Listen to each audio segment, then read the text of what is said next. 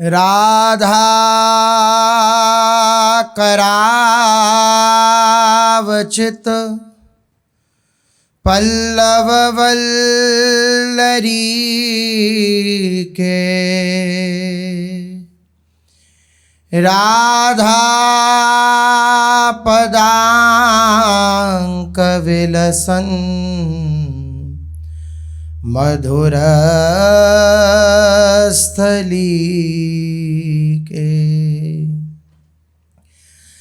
राधा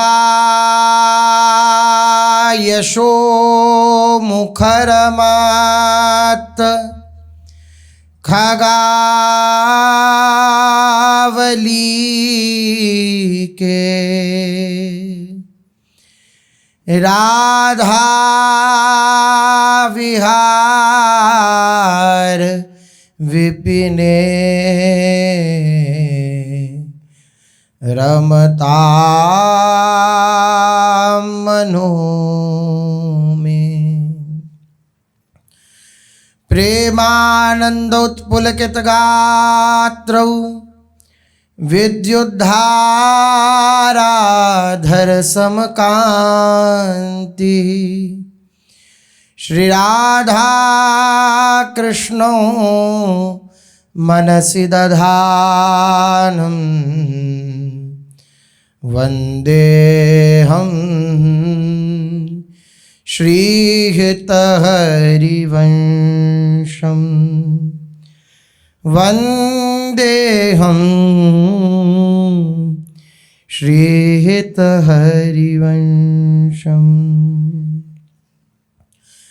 राधा राधा राधा राधा राधा राधा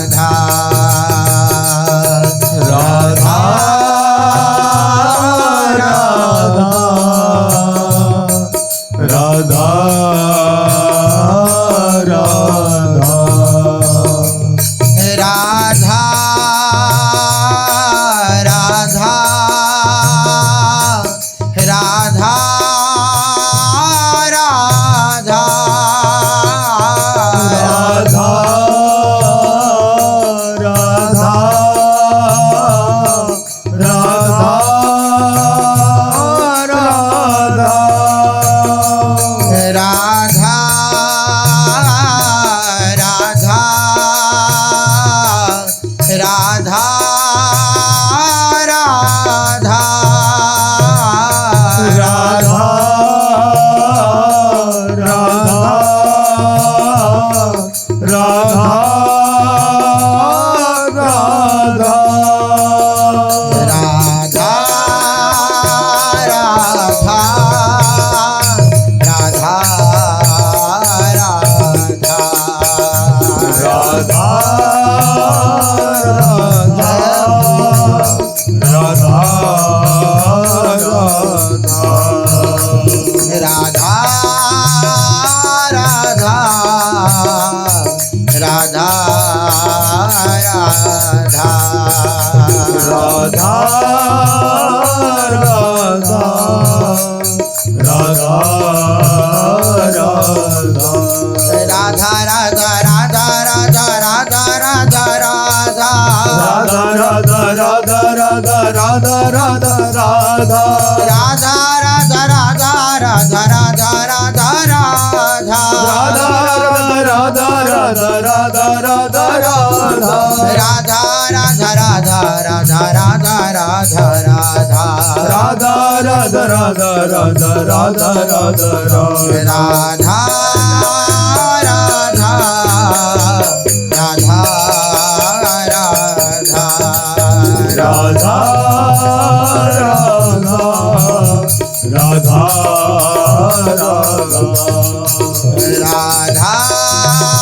राधा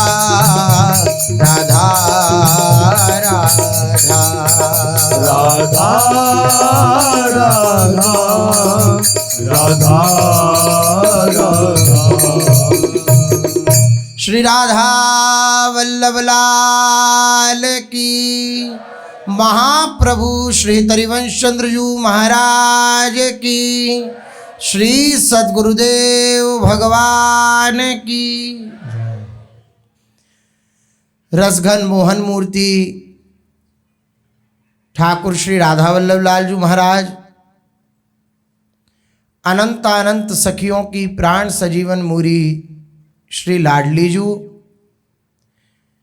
एवं इन युगल स्वरूपों को हृदय में नित्य नवीन रूप से दुलार करने वाले श्री सद्गुरुदेव भगवान के श्री चरणों में दंडवत प्रणाम है।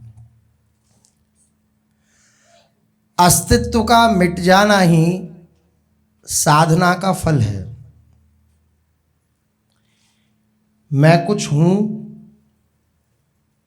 ये भावना जो हृदय में आती है, मैं कुछ कर सकता हूं, ये बात जो हृदय में आती है, इसका मिट जाना ही यही साधना का फल है। जो हृदय में अस्तित्व है, अहम है, हमारी सत्ता है, हमारी मान्यता है, यही इस मार्ग में बहुत बड़ी बाधा है। बहुत बड़ी इसलिए क्योंकि इस बाधा का नाश, इस बाधा को नष्ट करने की सामर्थ्य उपासक में नहीं है।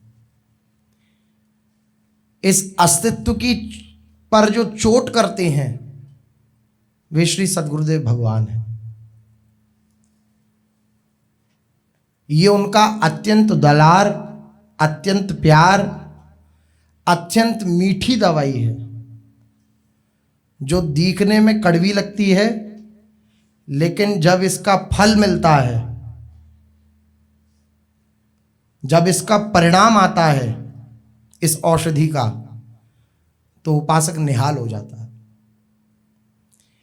औषधि दिखने में कड़वी प्रतीत होती है, लेकिन जब इसका परिणाम आता है तब निहाल हो जाता है उपासक। क्योंकि अस्तित्व से ही जीवन है। हम जी रहे हैं जिसे संसार में कह दिया जाता है स्वाभिमान। यद्यपि संसार के जीव, हम आप ये नहीं जानते कि स्वाभिमान है क्या। हम जो हैं उसका अनुभव हो जाना, यही स्वाभिमान है। लेकिन हम इस ढांचे को स्व मान करके, अपना मान करके, इसके प्रति की हुई चेष्टाओं को अपने ऊपर आरोपित करके इसके सुख दुख को अपना सुख दुख मान बैठते हैं। इसलिए कहते हैं हम अपने स्वाभिमान पर ठेस नहीं आने देंगे। तो ये जो माइक स्वाभिमान हमने मान रखा है, ये जो हमने झूठा स्वाभिमान मान रखा है, इस स्वाभिमान को जब तक गुरुदेव नष्ट नहीं कर देंगे, इस अहंकार को जब तक नष्ट नहीं कर देंगे, तब तक जो साधना का फल है, स्व में स्थित हो जाना, वह प्राप्त नहीं हो सकता। इसलिए जब गुरुदेव अत्यंत अत्यंत अत्यंत कृपालु हो जाते हैं, तब इस अस्तित्व पे चोट पहुंचाते हैं। शिष्य के अनुकूल अनुकूल बात करते रहें, प्यार भरी वार्ता करते रहें, उसकी हर चेष्टा में सही का निशान लगाते रहें, तब तक बात नहीं बनी। जब उसके अस्तित्व पर धावा बोल दें गुरुदेव, तब बात बनती है। लेकिन इस चोट को सह पाना अत्यंत कठिन हो जाता है। सुलझा हुआ उपासक ही इस चोट को सह पाता है, वरना बड़ा कठिन है। सब कुछ छोड़कर आपके चरणों में आए, अब आपके की तरफ से भी ऐसी चेष्टा, ऐसा दुखदायी व्यवहार, तो ये हमारी मानसिकता है कि उनकी तरफ से हमें दुख मिल रहा है। ये हमारी मान्यता है। वरना वो सुख समुद्र हैं, वो अनंत अनंत प्यार करने वाले हैं। हम उनके प्यार की कोई ऐसे उदाहरण ही नहीं दे सकते कि उनकी प्यार की समानता हो सके। इतना प्यार करने वाले हैं, हमारी बुद्धि से परे प्यार करने वाले हैं। हम प्यार को नापेंगे तो अपनी बौद्धिक क्षमता के अनुसार नापेंगे प्यार को। हमारी जितनी बुद्धि है, हमारी जितनी मानसिकता है, जितनी बुद्धि है, उसके अनुसार हम उनके प्यार को अपने मान्यता के तराजू पर तोलते हैं। और हमारी बुद्धि है ही कितनी सीमित बुद्धि है। हम इसलिए कभी उनके प्यार को उनकी कृपा के बिना पहचान नहीं सकते। सोई जानई जय देहु जनाही। जिसको वे जना दें, जिसको वे अनुभव करा दें कि ये मेरा प्यार है, वही इस प्यार को जान सकता है। अन्यथा अगर अहंकार का राज्य है, मैं कुछ हूं, मेरी मान्यता कुछ है, तो ऐसी स्थिति में पतन हो जाता है। पतन क्या? गुरु चरणारविंद का आश्रय छूट जाता है। आप धुतकारो, आप मारो, आप फटकारो, अब मेरा आपके सिवा कोई नहीं है। ये सार बात है। ये तभी हृदय में आती है जब अस्तित्व का पूर्ण समर्पण हो जाता है। मेरा कुछ है, मैं कुछ हूं, मेरा सम्मान कुछ है, ऐसा स्फुरण ही नहीं हो रहा। वहां इस अद्भुत आनंद का राज्य प्रकट होता है। क्या? आप जैसा चाहो वैसा बर्ताव करो, मेरा आपके सिवा कोई नहीं। ऐसा उपासक, उसने अपने जीवन को जीत लिया, वो जगत पूज्य हो गया। सारा संसार, बड़े बड़े देवता, बड़े बड़े महापुरुष भी उसके चरणों में नमस्कार करते हैं, जिसने अपने अस्तित्व का समर्पण करके प्रभु के चरणों में विलीन कर दिया। इसलिए मूल बात है पूर्ण रूपेण समर्पित हो जाना, अपने अस्तित्व का समर्पण कर देना। आप प्यार करो, आप मारो, आप धुतकारो, लेकिन मैं आपकी हर चेष्टा में आपका प्यार ही देखूंगा। प्यार भरी चेष्टा हो रही है कि नहीं हो रही है, इससे मेरा कोई मतलब नहीं है। आपकी हर चेष्टा में, आपकी हर क्रिया में, आपके ही कृपा प्रसाद से मैं प्यार देखूंगा, प्रेम देखूंगा। और है भी ऐसी ही बात। उनकी हर चेष्टा में, हर क्रिया में इतना प्यार छुपा हुआ है। जैसे कोई बाजार में कुम्हार मटका बेचने के लिए रखता है तो उसे बजाता है, बजा बजा के दिखाता है, मेरा मटका देखो कितना एकदम बढ़िया बोल रहा है, कहीं से भी फूटा हुआ नहीं है, लेकिन अंदर हाथ रखे रहता है। बस ऐसा ही कुछ होता है गुरु शिष्य का संबंध। बाहर से प्रतीत होता है कि कितनी प्रतिकूलता, लेकिन अंदर से उनका कृपा रूपी वरदहस्त रखा रहता है। वो वरदहस्त हर समय बचाता रहता है उस उपासक के चिंतन को। लोगों को प्रतीत होगा कि अच्छा ऐसी बात है क्या, लेकिन माँ अपने बालक के छोटे से दोष को भी देखकर बहुत बड़ा करके इसलिए चिंतित हो जाती है कि कहीं ये बड़ा कोई ऐसी क्रिया ना कर दे कि फंस जाए। लोगों को लगेगा कि माँ अपने बालक से दुखी है, लेकिन अगर वो दुख प्रकट कर रही है तो इसका अर्थ ये नहीं वे दुखी है, उसका अत्यंत वात्सल्य है अपने बालक के प्रति। लोगों को, देखने वालों को प्रतीत हो सकता है कि माँ दुखी है, लेकिन वो दुखी नहीं है, वो अत्यंत वात्सल्यमयी हैं, अत्यंत प्यार करने वाली हैं, अत्यंत दुलार करने वाली हैं। और बालक इस बात को जब जान जाता है कि मेरी माँ मुझसे इतना प्यार करती है, तो बार बार उनके चरणों में बलिहारी होता है। और लोग कहें भी कि तुम्हारी माँ तो तुमसे बड़ी परेशान है, तो मुस्कुरा जाता है कि वो परेशान नहीं, वो मुझसे बहुत प्यार करती है। ये बात हृदय में बस ये बना रहे कि आपकी हर क्रिया प्रतिक्रिया वात्सल्य से भरी हुई है, प्रेम से भरी हुई है। इसलिए मेरी कोई मान्यता नहीं, मेरा कोई प्रश्न नहीं, मेरा कोई आग्रह नहीं। आप जैसा चाहो, जब चाहो, ये सारा जीवन आपको समर्पित है। जैसा खेलना चाहो। अस्तित्व किसका नहीं होता? कठपुतली का नहीं होता। जैसा, जिस तरीके से, जिस समय उसको स्वामी जैसे नचाना चाहता है वैसे वो नाचती रहती है, बस उसका कोई प्रश्न नहीं होता। अगर स्वामी ऐसे डाल दे उस कठपुतली को तो उसका ये प्रश्न नहीं हुआ कि आप तो अभी मुझे नचा रहे थे, लोगों से तालियां बटोर रहे थे और आपने मुझे ऐसे डाल दिया। उसका कोई प्रश्न नहीं है, कोई इच्छा नहीं है, कोई मान्यता नहीं है। केवल उसका जीवन उसके स्वामी है, बस। इसलिए जीवन बन जाए गुरुदेव, जीवन बन जाए हमारे स्वामी, हमारे रक्षक वही हैं, हमारे प्राण प्रीतम वही हैं। वो अनंत अनंत वात्सल्य से भरे हुए हैं। ये बात हृदय में बार बार आती रहे और इतनी दृढ़ता से ये बात हृदय में भर जाए कि कैसी भी प्रतिक्रिया हमारे मन को विचलित न करने पाए। डर होता है, अधिक प्रीति मन भा संदेहा, लेकिन जो प्रीति में डर होता है वह उपासक को आगे बढ़ा देता है।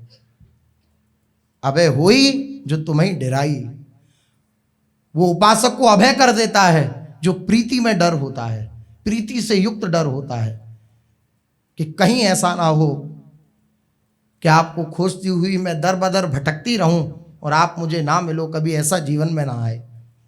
आप मेरे रहो, आप मेरे रहो, आप मेरे रहो। कैसे आप रखो यह आपकी बात, लेकिन आपके सिवा मेरा कोई नहीं है। बस ये जहां पूर्ण अस्तित्व समर्पित हुआ, और ये नहीं होता है अपनी मान्यता के अनुसार हम अपनी चेष्टाओं को तोलने लगते हैं, गुरुदेव की प्रतिक्रियाओं को अपनी मान्यता में तोलने लगते हैं, तो फिर पतन होने लगता है। हृदय क्लिष्ट हो जाता है, कठोर हो जाता है। और आप प्रीति से युक्त हैं तो चातक आग बरसा रहा है मेघ, और चातक से किसी ने कहा कि तुम इतना प्यार करते हो मेघ से, वो आग बरसा रहा है, तुम्हें दुख नहीं हो रहा? तो चातक मौन कर देता है कि तुम चुप रहो, तुम कुछ मत बोलो, ये प्रीतम मेघ का प्यार है मेरे लिए। ये आग नहीं है, ये प्रीतम मेघ का प्यार है मेरे लिए। बलिहारी है, बलिहारी है। ऐसा उपासक जीत गया, जीत गया। वरना मन बहुत विचलित कर देता है, बहुत प्रश्न खड़े कर देता है, बहुत बार बार उसे यही देखा है, उनका वात्सल्य ही, उनका वात्सल्य ही है ये, उनका वात्सल्य ही है ये, उनका प्यार ही है ये। कोई चेष्टा उनकी, आप जैसा चाहो, उन्हें खुली छूट दे दी जाए कि आप जैसा चाहो वैसा बर्ताव करो। मेरा जीवन आपका है, अब मेरा नहीं, मेरा जीवन आपका है। दुत्कारो डांटो सदा, भाई जी महाराज, दुत्कारो डांटो सदा, करो घोर अपमान, सुख सब छीनो दुख दो, मार करो बेभान, कभी न निकलेगी जरा मेरे मुख से आह, यही कहूँगी बिहस में, वाह वाह प्रिय वाह। तुमने अपनी वस्तु को बरता मन अनुसार, छोड़ा बिसराया नहीं, यह क्या थोड़ा प्यार। जो मन भाए सो करो, भला बुरा व्यवहार, पर मन में रखो सदा, यही करो इकरार। आह, कैसी उपासक की जीवन शैली हो जाती है, क्या उपासक का जीवन हो जाता है, कैसी उसकी वृत्ति हो जाती है। उपासक कह रहे हैं, दुत्कारो, डांटो सदा, कभी कभी नहीं, सदा। करो घोर अपमान। इसके लिए क्यों राजी हो गया उपासक? क्योंकि वे जान रहा है कि उनकी दुत्कार में, उनकी डांट में, उनके द्वारा हमारे माने हुए अपमान में उनका प्यार छुपा हुआ है, उनका दुलार छुपा हुआ है, उनका अत्यंत वात्सल्य छुपा हुआ है। इसलिए वो सबके लिए राजी है। आप जैसा चाहो वैसा बर्ताव करो, आपके सिवा मेरा कोई नहीं। सुख सब छीनो, जितने भी सुख के साधन हैं, चाहे आंतरिक चाहे बाह्य, सब छीन लो और आप खूब दुख दो, आप मुझे खूब मारो, तब भी मेरा प्रश्न नहीं होगा। मेरे मुख से कभी ये नहीं निकलेगी आह, ऐसा कभी नहीं होगा। आपके ही कृपा प्रसाद से, ये भी मेरे में सामर्थ्य नहीं है, आपके ही कृपा प्रसाद से आप दुत्कारो, डांटो, मारो, घोर अपमान करो, लेकिन कभी ना निकलेगी जरा मेरे मुख से आह। तो मानो प्रभु पूछ रहे हैं, फिर क्या बोलोगे तुम? तो बोल, उपासक जन कह रहे हैं, यही कहूंगी बेहस में। एक कहना कि अब जो हो रहा है वह सहनाई है, इस बात से व्यथित होकर के कहना कि ठीक है आपकी बड़ी कृपा, आप जैसा चाहो वैसा बर्ताव करो। और एक विहसित होके कहना, आनंदित होके कहना, उत्साहित होके कहना। जितना उधर से हमारी मान्यता से युक्त प्रतिकूलता आए, उतना और उनके चरणों में घसीटते चले जाना। जो तुम छोड़ो राम, मैं नहीं छोड़ूं, तुमसो तोड़ी कौन सो जोड़ूं। आप मुझे छोड़ोगे तब भी मैं आपको नहीं छोड़ सकता, तो आप मुझे छोड़ ही नहीं सकते, आपका स्वभाव ही नहीं है। एक बार जिसको पकड़ लिया उसको छोड़ने का स्वभाव आपका नहीं है। इसलिए इस स्वभाव का मुझे बल है। आप खूब प्रतिकूल चेष्टाएं करो, फिर भी मेरे मुख से वाह वाह प्रिय वाह, बस यही निकलेगा। जय हो प्यारे, जय हो प्यारे, जय हो आपकी, जय हो आपकी, जय हो, ऐसा ही निकलेगा मेरे मुख से। तुमने अपनी वस्तु को बरता मन अनुसार। तो मानो प्रभु ने पूछा कि तुम इतने प्रसन्न क्यों हो, इतने आनंदित क्यों हो, इतनी हम प्रतिकूलता दे रहे हैं तब भी तुम प्रसन्न हो, क्या कारण है तुम्हारी प्रसन्नता का? तो उपासक जन कहते हैं, हमारी प्रसन्नता का कारण केवल इतना है कि आपने अपना समझकर हमसे बर्ताव किया। अनुकूल किया या प्रतिकूल ये प्रश्न नहीं, आपने अपना समझकर हमसे बर्ताव किया, ये मेरा है। आपने संकोच नहीं किया, आप संकुचित नहीं हुए किसी भी प्रकार के बर्ताव को करने के लिए। इस बात से मैं प्रसन्न हूं कि मैं जीत गया, आपने जिता दिया, मैं जीत गया। आपने मुझे अपना मान करके मेरे संग बर्ताव किया, मेरे संग जो भी चेष्टा करी, आपने मुझे अपना माना ना। तुमने अपनी वस्तु को, ये जो समर्पित था, अभी तक तो मैं ही मानता था कि समर्पित है, किया है मैंने, लेकिन जब आपकी तरफ से प्रतिक्रिया आने लगी तो मैं समझ गया कि आपने भी स्वीकार कर लिया। इसलिए आपकी वस्तु है ये, आप जैसा बर्ताव करना चाहो, बर्ता मन अनुसार, दुत्कार कर, दुलार करके, प्यार कर कर, डांट कर, जिस भी प्रकार से आपने अपने मन के अनुसार मेरे साथ बर्ताव किया, इस बात से मैं प्रसन्न हूं कि आपने मुझे अपना मान लिया। छोड़ा बिसराया नहीं, यह क्या थोड़ा प्यार? आपने मुझे छोड़ा नहीं, आपने मेरा विस्मरण नहीं किया, ये क्या आपका कम प्यार है? इस विचार से ही मैं अपना पूरा जीवन काट दूंगा कि आप मेरे हो। आप मिलो ना मिलो, आप प्यार करो, आप फटकारो, डांटो, लेकिन इस विचार से कि मैं आपका हूं, ये जीवन आपका है, ये जीवन आपका है। इस बात से मैं हमेशा उत्साहित रहूंगा, आनंदित रहूंगा।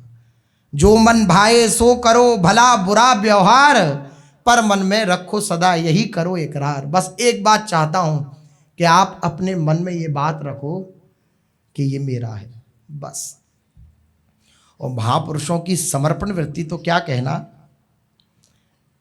कहां तक पहुंची है। इस पद में भाई जी कह रहे हैं, पर मन में रखो सदा यही करो इकरार। मन में आप रखो कि ये मेरा है। एक जगह कहते हैं मन में भी मत रखो, मेरे हृदय में बस ये बात बनी रहे कि मैं आपका हूं। एक तरफा प्रेम, बेशर्त प्रेम, कोई शर्त नहीं, कोई शर्त नहीं कि ऐसा ऐसा हो तभी आपसे प्रेम है। नहीं, आपके मन में जैसा इच्छा प्रकट हो आपके मन की अनुसार वैसा आप करिए। मेरा आपके सिवा कोई नहीं है। बस ऐसा उपासक जो अस्तित्व विहीन होता है वो भगवान को खरीद लेता है, वो प्रभु को खरीद लेता है। भगवान बिक जाते हैं उसके हाथों, फिर अपार सुख साम्राज्य में उसका प्रवेश हो जाता है। जिसका अस्तित्व समर्पण हो गया, जिसकी मान्यता का समर्पण हो गया, जिसके आग्रह का समर्पण हो गया, वे जीत गया।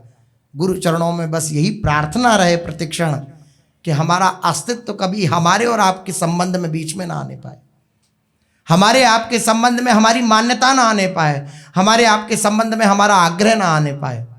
बस आप और मैं रहें और कोई ना रहे। बस ही उनके चरणों में बार बार प्रार्थना करते रहें। चलते हैं देववन में।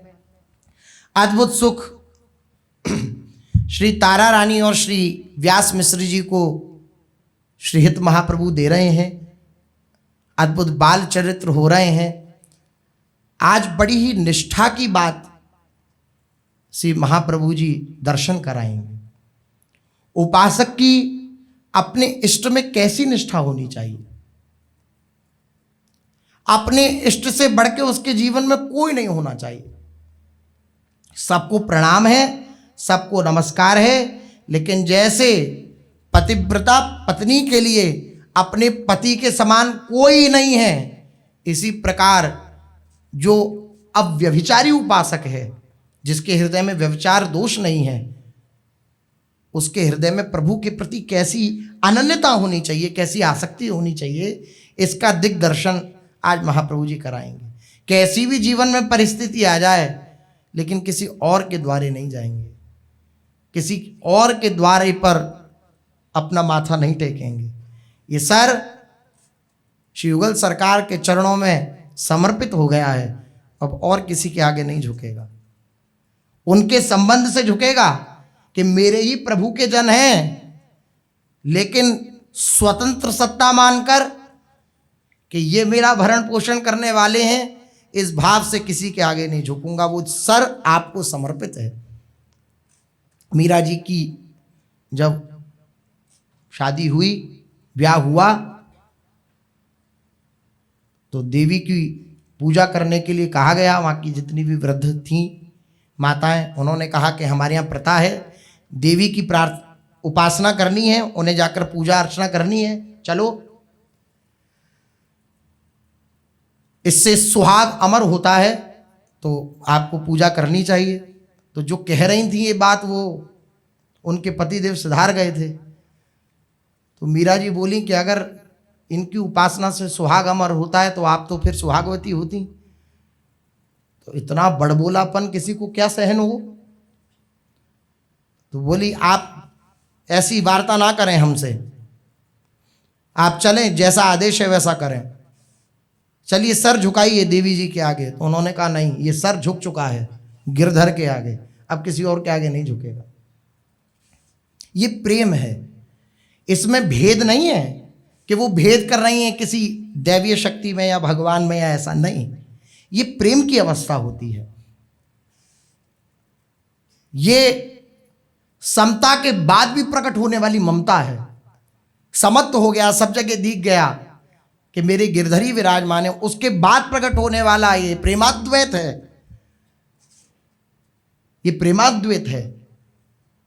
अब जीवन समर्पित है, प्रकट में गिरधर लाल हों मुरली धारण किए हुए, बस उन्हीं के आगे सर झुकेगा। और किसी के आगे नहीं। और माता, मेरा चुड़ला, मेरा सुहाग ऐसा नहीं है जो नाशवान हो।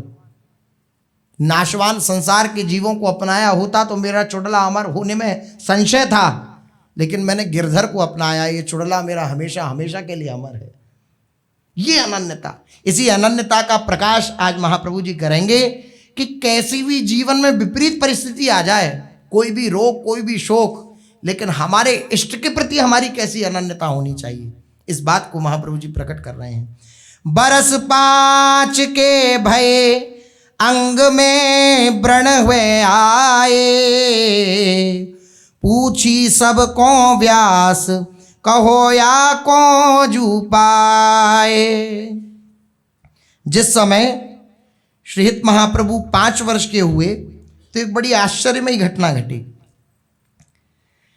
उनके सारे शरीर में बिना किसी रोग के ऐसे ही छोटे छोटे व्रण, घाव और फोड़ा जैसे ऐसे हो गए, जिसे देख करके व्यास मिश्र जी और माता तारा रानी को बड़ी चिंता हुई कि छोटे से बालक हैं, इतना कष्ट सहन कर रहे हैं, छोटे छोटे व्रण हो गए हैं, मवाद हो गया है उनमें, ऐसा कष्ट। अनंतता की निष्ठा को प्रकट करने के लिए ये शरीर में फोड़े आदि उत्पन्न हुए हैं, अन्यथा महाप्रभु जी कोई प्रारब्ध जन्य रोग थोड़ी है ये कि प्रारब्ध से प्रकट हुआ, नहीं, वो तो स्वयं हितसजनी जी के अवतार, उनका क्या प्रारब्ध। लेकिन अनन्यता कैसी हो अपने इष्ट के प्रति, इस बात को प्रकट करने के लिए महाप्रभु जी ये लीला कर रहे हैं। व्रण हो गए, छोटे छोटे फोड़े हो गए, तो बड़े परेशान हुए माता पिता व्यास मिश्र तारा रानी जी। श्री व्यास मिश्र जी ने बालक हरिवंश के श्रीअंगों पर वैद्यों के द्वारा बताई गई विविध औषधियों का लेप करवाया। इसके अलावा और भी अनेक प्रकार के उपचार कराए गए, किंतु वे घाव ठीक नहीं हुए, क्योंकि महाप्रभु जी को एक अन्य लीला करनी है। श्री व्यास मिश्र जी विचार करने लगे कि समुचित उपचार करा लिया, वैद्य ने जैसा जैसा कहा वैसा वैसा उपचार किया, वैसी वैसी औषधि दी, और जो जो उसने बताया कि ऐसा नहीं करना है वैसा भी किया, लेकिन ये ठीक नहीं हो रहे हैं व्रण। क्या बात है? इसका मतलब है कि निश्चित ही ये कोई दैवीय आपदा है, ऊपरी बाधा है, ऊपरी चक्कर है, दैवीय बाधा जन्य कोई रोग है, ये बीमारी है। तो अब उन्होंने सारे अपने जो मित्र मंडली थी विद्वान पंडितों की, जो बड़े बड़े ज्योतिषी थे और खुद तो ज्योतिषी थे ही व्यास मिश्र जी, सबको बुलाया और जन्म कुंडली पर विचार करने लगे महाप्रभु की कि ये क्या हुआ है, ये औषधि से ठीक नहीं हो रहा तो कोई दैवीय आपदा है, क्या कारण है ये व्रण हो गए हैं। हिज्जू की जन्म कुंडली पर विचार किया, अंततो गत्वा ये निष्कर्ष निकला कि नवग्रहों की प्रतिकूल दशा, जो 9 ग्रह होते हैं उनकी प्रतिकूल दशा के कारण बालक हरिवंश के ऊपर ये प्रभाव पड़ा है। कोई गलत दशा चल रही है बालक हरिवंश के ऊपर, प्रतिकूल दशा चल रही है, अर्थात ग्रह इनके विपरीत हैं, इसलिए ये रोग हुआ है। कयो ज्योतिषी देखी जन्म पत्री में बूझे, नवग्रह पूजन होए और नाही कछु सूझे। जितने भी ज्योतिषाचार्य आए थे, बड़े बड़े ज्योतिषी आए थे, वह सब एक मत में बोले कि व्यास मिश्र जी, आप तो स्वयं ही सुप्रसिद्ध ज्योतिर्विद हैं, ज्योतिषी हैं, खूब अच्छा ज्ञान रखते हैं ज्योतिष का, अतः आप भी ये बात भली भांति जानते हैं कि बालक हरिवंश के इस रोग की निवृत्ति के लिए नवग्रहों का पूजन करना अत्यंत अनिवार्य है। ज्योतिष शास्त्र है, नेत्र कहा गया है भगवान का। अच्छे ज्योतिषी बता भी देते हैं इस प्रकार के ग्रह, और उनका अनुष्ठान किया जाता है तो उसके प्रभाव से लाभ भी होता है। लेकिन जो अनन्य श्री हरिगुरु के चरणाश्रित है, युगल चरणारविंद के आश्रित है, भगवान के आश्रित है, उनके लिए नवग्रहों का चक्कर कोई चक्कर थोड़ी है। अरे एक ही चक्कर मुरली वाले के चक्कर में पड़ गए, अब किसी और चक्कर में नहीं पड़ते हैं वे उपासक जन, जो प्रभु के चक्कर में पड़ गए हैं। तो जो हरि चरणाश्रित हैं, जो श्री हरि को सर्वस्व मानते हैं, उनके लिए ये बात कही जा रही है। बाकी तो ये एक अलग विधान है, चलता है संसार में, लेकिन जो अनन्य उपासक प्रिया प्रीतम के निज धर्म में समर्पित हो गया है, वृंदावनीय उपासना में समर्पित हो गया है, भगवान के शरणागत हो गया है, वह अपनी शरणागति पर कलंक न लगाए किसी और की शरण में जाकर के नहीं, इस बात को ही प्रकट कर रहे हैं। अब सब ज्योतिषी एक मत से बोले कि व्यास मिश्र जी आप तो खूब अच्छे ज्योतिषी हैं, ये नवग्रहों का चक्कर है, नवग्रहों की उपासना करनी चाहिए, उनका पूजन करना चाहिए। जब तक विपरीत दशा में बैठे हुए इन ग्रहों की शांति नहीं होगी तब तक बालक के घाव ठीक नहीं होंगे। श्री तरिवंश महाप्रभु के शरीर में जो ये रोग प्रकट हुआ है ये कोई प्रारब्ध जन्य रोग नहीं था, क्योंकि श्री हिताचार्य चरण कोई कर्म बंधन से युक्त जीव तो है नहीं, वरन वे तो अवतरित महापुरुष अर्थात साक्षात हितावतार वंशी अवतार श्री हित महाप्रभु हैं। फिर ये रोग कैसा? तो इसके पीछे का रहस्य यह है कि श्री आचार्य चरण अपने शरणागत जनों को अनन्य धर्म की शिक्षा देने के लिए, अनन्य धर्म की शिक्षा देने के लिए, अनन्य धर्म कैसा होता है इस बात को जनाने के लिए ऐसी लीला कर रहे हैं। अपनी इष्ट निष्ठा का प्रताप प्रदर्शित करने के लिए ऐसी लीला कर रहे हैं। हालांकि श्री व्यास मिश्र जी अपने भवन में श्री श्यामा श्याम की सेवा विराजमान किए हुए हैं और बड़े ही भक्ति भाव से उनका लाड़ दुलार करते हैं, किंतु ज्योतिष शास्त्र में पारंगत होने के कारण नवग्रहों के अनुकूल प्रतिकूल प्रभाव की मान्यता जो थी उनके हृदय में, अभी भी उनके हृदय में दृढ़ता से विद्यमान थी। आप देखिए युगल सरकार हित महाप्रभु के आगे प्रकट होते हैं, झूलन लीला करते हैं, कभी शरद की लीला करते हैं जैसे, लेकिन व्यास मिश्र जी जब समक्ष आते हैं तो प्रियालाल पुनः विग्रह स्वरूप हो जाते हैं, क्योंकि प्रियालाल को अनन्यता चाहिए। कल श्रवण कर रहे थे व्यास मिश्र जी ने बार बार चरणों में वंदन करके प्रणाम करके हृदय में आकांक्षा उत्पन्न करी ना कि कभी ऐसा हमारा भी सौभाग्य होगा कि प्रियालाल की उस दिव्य झूलन लीला का हम भी दर्शन कर पाए। तो अब हित महाप्रभु उसी जो बीमारी एक अंदर है उसका ऑपरेशन कर रहे हैं कि इस कारण से आपको युगल के प्रत्यक्ष दर्शन नहीं हो पा रहे हैं। वे क्या ज्योतिषी हैं, ज्योतिष ज्ञान का अपार साम्राज्य है उनकी बुद्धि में, बहुत अच्छा ज्ञान रखते हैं।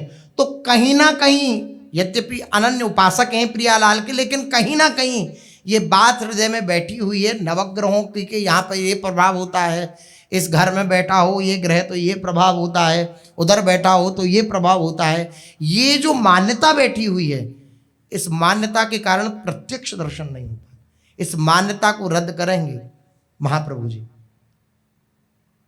तो नवग्रहों के अनुकूल प्रतिकूल प्रभाव की जो मान्यता व्यास मिश्र जी के हृदय में है अभी भी उनके हृदय में दृढ़ता से जो विद्यमान है, अतः श्री प्रिया प्रीतम के उपासक होने के बाद भी श्री व्यास मिश्र जी के हृदय में जो ग्रहों की सत्ता बैठी हुई है उसको समाप्त करने के लिए ही श्रीहित महाप्रभु ये विचित्र कौतुक कर रहे हैं। ज्योतिषियों के परामर्श के अनुसार श्री व्यास मिश्र जी अपने पुत्र के स्वास्थ्य लाभ हेतु नवग्रहों की शांति कराने के लिए अनुष्ठान करने लगे। विविध अनुष्ठान हैं, राहु आदि शनि आदि के मंत्र होते हैं, उनका अनुष्ठान करते हैं ब्राह्मण जन, उसके द्वारा उन ग्रहों की शांति होती है। उस प्रकार से अनुष्ठान नवग्रहों की शांति का अनुष्ठान कराने लगे। जब ये बात श्री हिज्जू महाराज को पता चली तो उन्होंने अपने पिता श्री व्यास मिश्र जी से कहा, पिताजी व्यास मिश्र के लाडले बोले मती इन सोडा डरो, नवग्रह की कछु न चले दंपति को पूजन करो। व्यास मिश्र जी से श्री हित महाप्रभु बोले, पिताजी हम सब श्री श्यामा श्याम के अनन्य उपासक हैं, अनन्य धर्म हमारा है। अनन्य का अर्थ है श्री प्रियालाल के सिवा हमारे जीवन में कोई नहीं है, चाहे सुख हो चाहे दुख हो, केवल प्रियालाल ही हमारे हैं, श्री राधा मोहन जी ही हमारे हैं। तो हम उनके अनन्य उपासक हैं, हमें नवग्रहों के कुप्रभाव से डरकर इनका पूजन करने की कोई आवश्यकता नहीं है, क्योंकि सबके मूल जो हैं वे श्री कृष्ण हैं।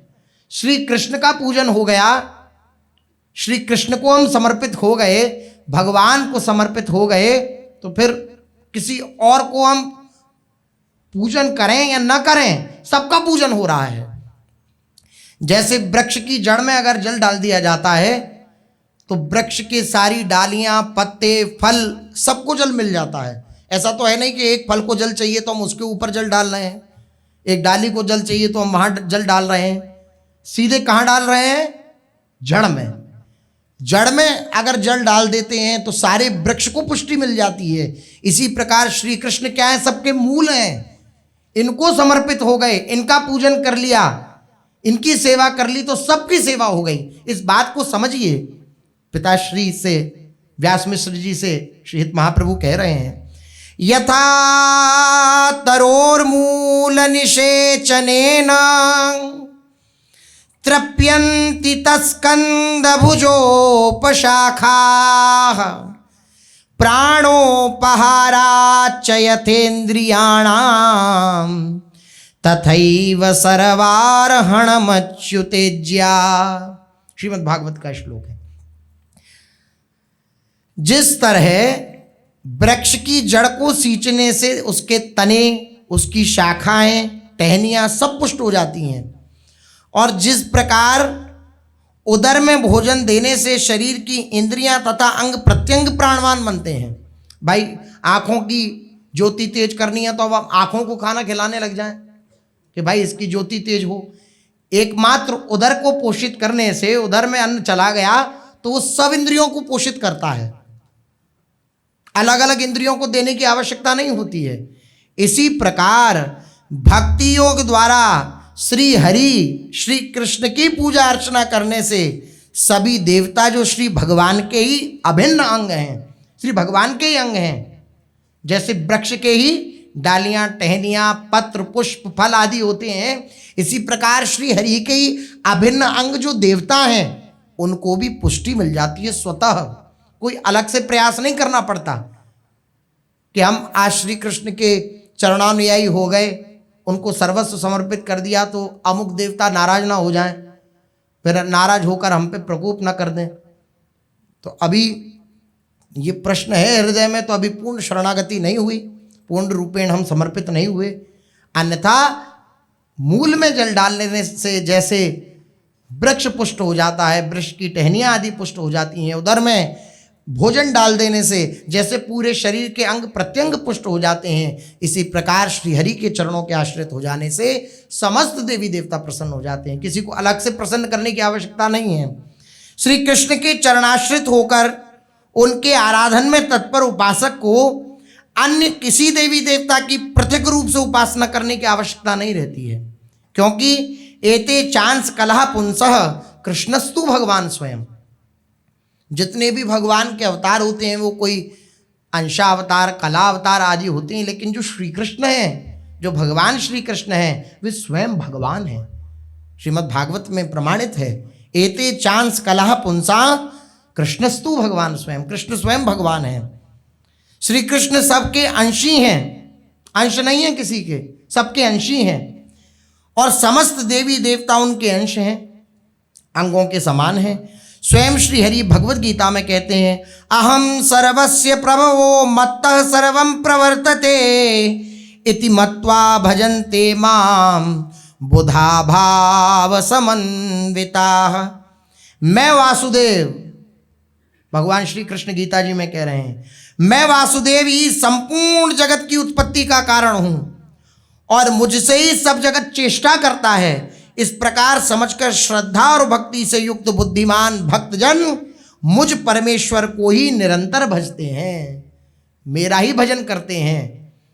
श्री व्यास जी महाराज कह रहे हैं, श्री राधा वल्लभ मूल है, सबे फूल दल डाल, व्यास इन्हीं ते होत है अंश कला अवतार।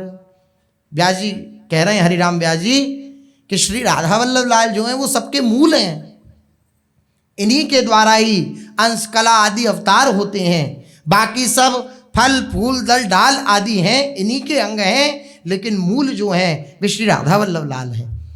अतः अंगी स्वरूप श्री हरि की उपासना कर लेने पर अंग स्वरूप देवी देवताओं की स्वयं उपासना हो जाती है। अतएव अपने इष्ट की अनन्य भाव से उपासना में संलग्न उपासक उस उपासक की समस्त बाधाओं का नाश स्वतः ही हो जाता है एवं लोक परलोक में उसे परम मंगल की प्राप्ति होती है। ऐसी बात महाप्रभु जी ने अपने पिता श्री व्यास मिश्र जी को कही। पिताजी, आप क्या नवग्रह के चक्करों में पड़ रहे हो? हम प्रिया प्रीतम के अनन्य उपासक हैं। उनकी उपासना से सबकी उपासना हो जाती है। अपने इष्ट की अनन्य निष्ठा ठसक, अपने इष्ट की अनन्य निष्ठा ठसक रखने वाले उपासक किसी भय अथवा प्रलोभन से प्रभावित होकर अन्याश्रय स्वीकार नहीं करते। कितनी बड़ी बात कह रहे हैं। चाहे हमें कोई बहुत बड़ा प्रलोभन मिल जाए कि तुम 6 दिन ऐसे ऐसे करके और तेल का दीपक जला दो पीपल के नीचे, तो ये सब मिल जाएगा। हाँ, निष्काम भाव से हम उपासना कर रहे हैं, स्वयं प्रभु का स्वरूप है पीपल, हम उन पे जाकर निष्काम भाव से उपासना कर रहे हैं, तो वह निष्काम भाव, वह उपासना हमारे इष्ट में अनन्यता बढ़ाएगी। और अगर कामना लेकर गए तो बात नहीं बनेगी। कामना लेकर गए तो मतलब उसका हमने आश्रय ले लिया, उसको बड़ा मान लिया। नहीं, कोई उपाय कुछ नहीं, एक ही उपाय श्री युगल सरकार मेरे हैं और कोई उपाय नहीं। हम सबको प्रणाम कर रहे हैं, सबको नमस्कार कर रहे हैं, लेकिन सबसे क्या मांग रहे हैं? हमारे इष्ट में हमारी अनन्य निष्ठा हो, बस। भगवान गणेश की वंदना कर रहे हैं श्री तुलसीदास जी महाराज, और मांग क्या रहे हैं? मांगत तुलसीदास कर जोरे, बसहु राम सिय मानस मोरे। गाइए गणपति जगवंदन। इस पद में विनय पत्रिका का प्रथम पद, इसमें गणेश जी की प्रार्थना कर रहे हैं, गणेश जी की वंदना कर रहे हैं, लेकिन उनसे मांग क्या रहे हैं? कि मेरे राम सिय श्री राम जी जानकी जी के सहित मेरे हृदय में, मेरे मानस पटल में सदा विराजमान रहें, सदा आविष्टित रहें। ये होना चाहिए। हम अगर किसी को प्रणाम भी कर रहे हैं, किसी को नमस्कार भी कर रहे हैं, तो हृदय में यही बात हो कि हमारे इष्ट में हमारी अनन्यता बढ़े, उनमें हमारा प्रेम बढ़े, तो ठीक है। लेकिन अगर किसी प्रलोभन से युक्त होकर कि अमुक देवता की शरण में जाएंगे तो हमारे सारे काम सिद्ध हो जाएंगे, तो फिर अनन्य धर्म में बाधा उत्पन्न हो जाएगी। हमारा अच्छा हो चाहे बुरा हो, बने तो रघुबर से बने और बिगड़े तो भरपूर, तुलसी औरन से बने ता बनवे पे दूर। औरों से हमारी बन रही हो और बहुत बड़े हो, हमारी उस बनने वाली बात पर धूल पड़ जाए, और चाहे बने चाहे बिगड़े, हमारे युगल सरकार से ही बने और चाहे बिगड़े, ये बात, और किसी से कोई मतलब नहीं। इसलिए चाहे डर के मारे, चाहे किसी प्रलोभन से युक्त होकर अगर कोई अन्य की शरण में जाता है तो अन्य धर्म में बाधक है। हमारे आराध्य देव श्री राधा मोहन जी ही समस्त दैवीय शक्तियों के अंशी हैं, मूल हैं पिताजी। अतः हमें उन्हीं की सेवा पूजा में दृढ़ता पूर्वक संलग्न रहना चाहिए। दृढ़ता पूर्वक सेवा करनी चाहिए। कैसे? दृढ़ता पूर्वक। श्रीहित महाप्रभु जी ने ये बात कही और एकदम भगवदावेश आ गया, एकदम आवेश आ गया, और उसी क्षण 2 छंदों की रचना श्री महाप्रभु जी ने करी। महाप्रभु जी बोले, द्वादश चंद्र कृतस्थल मंगल बुद्ध विरोध सुर गुरु बंक यदि दशम भवन भृगुसुत मंद सुकेतु जन्म के अंक अष्टम राहु चतुर्थ दिवामणि तो हरिवंश करत न संक जो पे कृष्ण चरण मन अर्पित तो करी है कहा नवग्रह रंक तो करी है का नवग्रह रंक। व्यास मिश्र से बोले, पिताजी, हित महाप्रभु जी कह रहे हैं उनके वचन, पिताजी भले ही जातक की कुंडली में, जन्म कुंडली में 12वें भाव में चंद्रमा बैठे हों, 4थे भाव में मंगल बैठे हों, कुंडली किसी ने दर्शन किया हो तो उसमें अलग अलग ग्रह बने होते हैं, घर बने होते हैं, वहां पर ग्रह बैठे होते हैं। तो कह रहे हैं 4थे भाव में अगर मंगल बैठे हों, बुध विरुद्ध भाव में बैठे हों, प्रतिकूल हों, और बृहस्पति बकरी हों, 10वें भाव में शुक्र बैठे हों, लग्न में बैठे हों केतु और शनि, पहले भाव में 8वें भाव में राहु और 4थे भाव में सूर्य पड़े हों, तो भी शंका नहीं करनी चाहिए। अर्थात सारे ग्रह हमारे प्रतिकूल हों, तब भी जो श्री कृष्ण के चरणारविंद का उपासक है, उनका अनन्य है, उसको कभी कोई शंका नहीं करनी चाहिए। कोई ग्रह कुछ नहीं बिगाड़ सकते भगवान के शरणागत का। रंक हैं, बेचारे हैं। महाप्रभु जी कह रहे हैं कृष्ण के चरणों में मन अर्पित है, तो ये बेचारे नवग्रह क्या कर सकते हैं, क्या बिगाड़ सकते हैं? अपनी भी रक्षा करने की सामर्थ्य नहीं है, भगवान के ही शरण में जाते हैं ये भी, जब इनके ऊपर विपत्ति आती है, और भगवान ही इनकी रक्षा करते हैं। तो क्यों ना मूल को ही पकड़े, मूल के चरणों के ही आश्रित हो जाएं। जो इनकी भी रक्षा करते हैं वे हमारे स्वामी हैं, उनके चरणों में हमारा जीवन समर्पित है, तो ये बेचारे नवग्रह हमारा क्या बिगाड़ सकते हैं?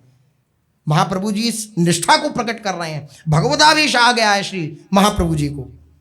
और महाप्रभु जी बोले, संपूर्ण ग्रहों की दशा प्रतिकूल हो जाए, तब भी जिसका मन श्री कृष्ण चरणारविंद में अर्पित हो चुका है, क्या पिताजी उसका नवग्रह कुछ बिगाड़ सकते हैं?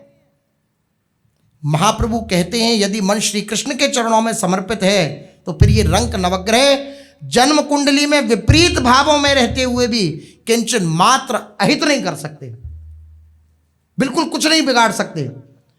व्यास मिश्र जी छोटे से बालक 5 वर्ष के, और ऐसी दिव्य निष्ठा को जब देख रहे हैं तो आश्चर्यचकित हो रहे हैं। चमत्कारिक भाव उनके हृदय में प्रकट हो रहा है, क्योंकि भगवदावेश तो उसका प्रभाव पड़ता है।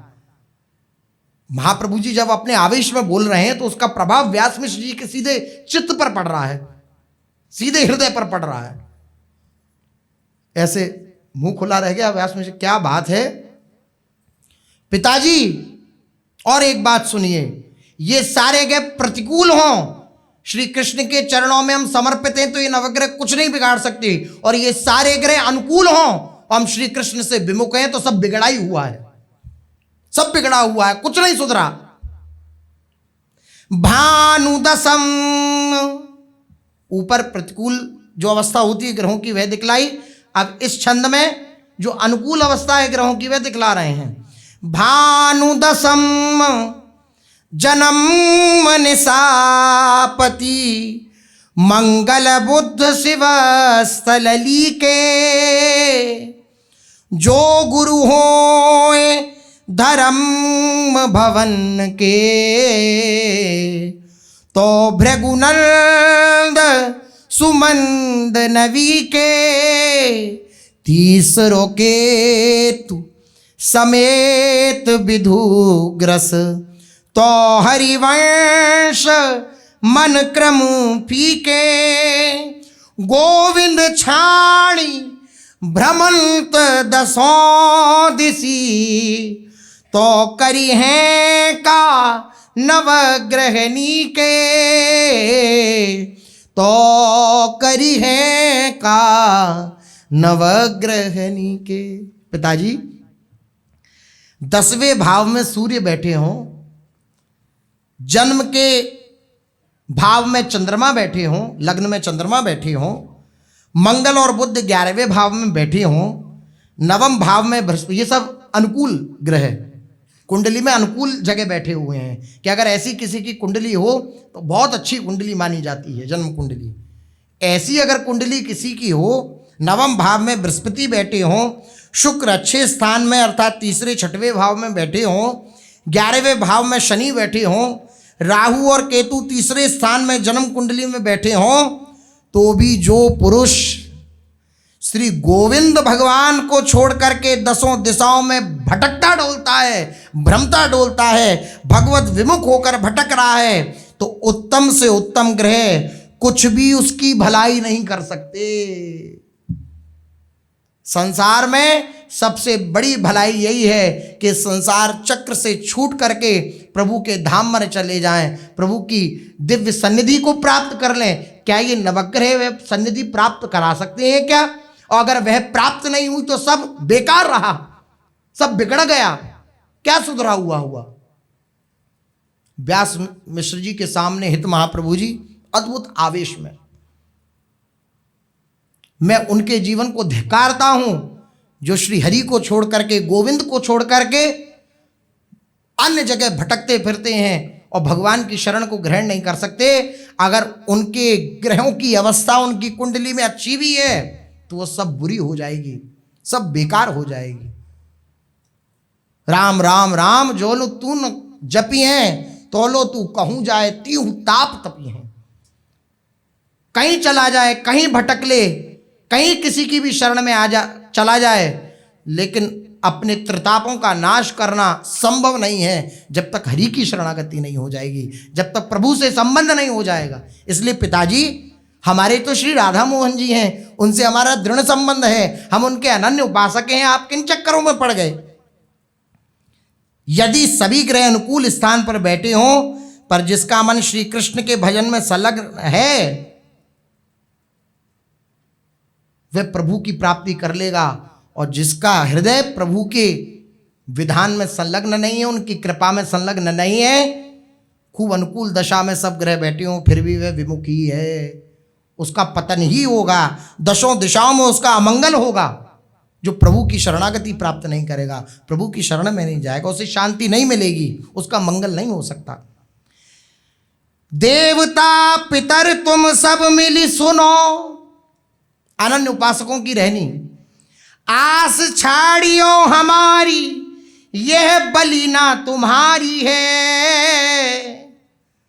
देवता पितर ग्रहों तो सब काम खोल के सुन लो, हमारी आस मत करना कि हम आपकी उपासना करेंगे, हम आपकी उपासना नहीं करेंगे, क्योंकि ये जीवन श्याम सुंदर को समर्पित हो चुका है, गोविंद को समर्पित हो चुका है। ये अब किसी और के योग्य नहीं रह गया, ये उनकी बलिहारी हो चुका है।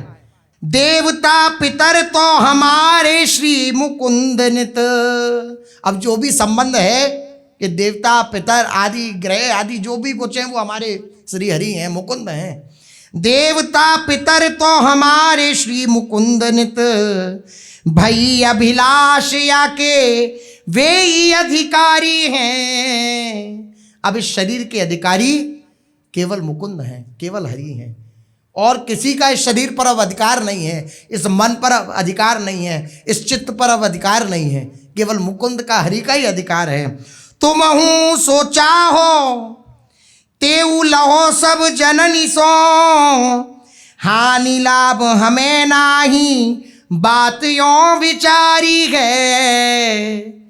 सब भय छाणी अब लाडली की आड़ली है, सब भय छाड़ी अब लाडली की आड़ली है। विपिन बिहारी को भरोसो हमें भारी है, विपिन बिहारी को भरोसो हमें भारी है। सब कुछ छोड़ करके अब हमें किसी का डर नहीं है, अब किसी का भय नहीं है कि हम अगर किसी के सामने सर नहीं झुकाएंगे तो वह बुरा मान जाएगा, हमारा अनिष्ट कर देगा। हमें यह भय नहीं है कि हमारा कोई अनिष्ट कर देगा, हमारा कोई अमंगल कर देगा, क्योंकि ये जीवन अब लाडली जी को समर्पित हो चुका है, हमारा सर्वस्व लाडली जी को समर्पित हो चुका है। सारे भय छोड़कर हम लाडली जी के समर्पित हो चुके हैं।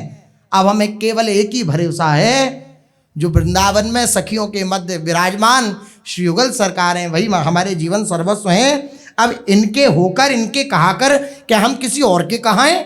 ये दोष हम अपने ऊपर नहीं लेंगे। को कहो बुरो, चाहे हमें कोई इस बात के लिए बुरा कहे और चाहे कहीं कोई भला कहे, हमें इस बात की भी चिंता नहीं है।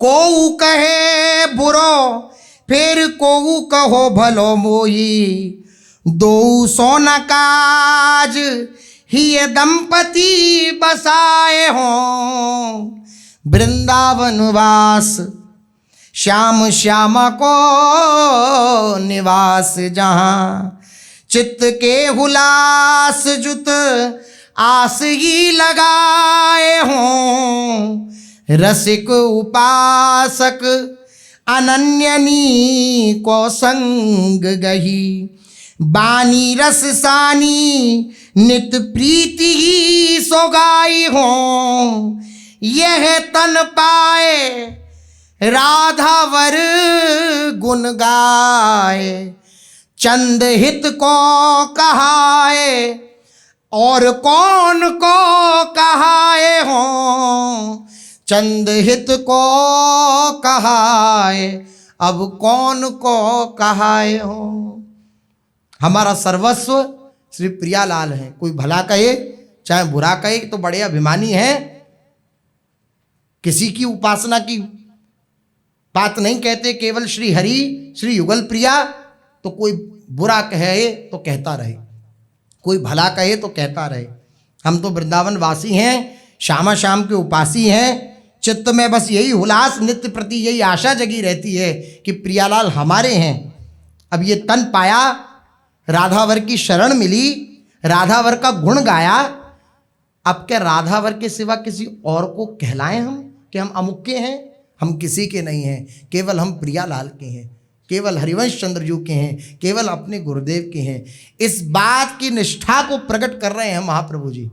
महाप्रभु जी बोले, पिताजी हम राधा मोहन जी के हैं, हमारा राधा मोहन जी के सिवा कोई नहीं है, हम किसी और की शरण में नहीं जाएंगे। इन्हीं से हमारी बने तो बन जाए और बिगड़े तो बिगड़ जाए, लेकिन अब श्री युगल सरकार के सिवा हमारे जीवन में कोई नहीं होना चाहिए। ऐसे भावावेश में व्यास मिश्र जी के सामने हित महाप्रभु जी इस दिव्य वाणी का प्रकाश कर रहे हैं और व्यास मिश्र जी अवाक होकर अपलक नेत्रों से श्री हित महाप्रभु को निहार रहे हैं। निहारने दीजिए, शेष चर्चा आगे। श्री राधा वल्लभ लाल की जय।